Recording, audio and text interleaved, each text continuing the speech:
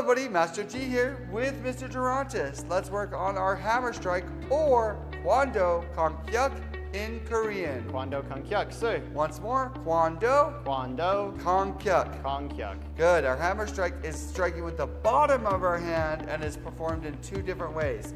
The most common way is just straight downwards. He's going to bring his hand in a fist. He's going to step into that stance and he's going to bring it right down, targeting the nose or face or the collarbone area.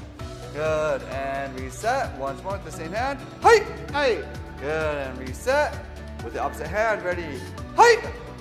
Hey! Once more. Reset. Hey! Hey! Good. Now on the target. Hey! Hey! Hey! Hey! Good. Now, another variation of this technique is coming from the side position. So he's just going to demonstrate the same thing, but he's going from a side stance or a horse stance and a sideways position. He swings out instead of down. Good. Once more from the other side. Steps horse stance, swing out and hold. Very good. And with the target, ready. Hey! Hey! Good. So that's the two different variations of our hammer strike or Kwan Doe Kong Yuck in Korean. Practice what you learned, make it rock.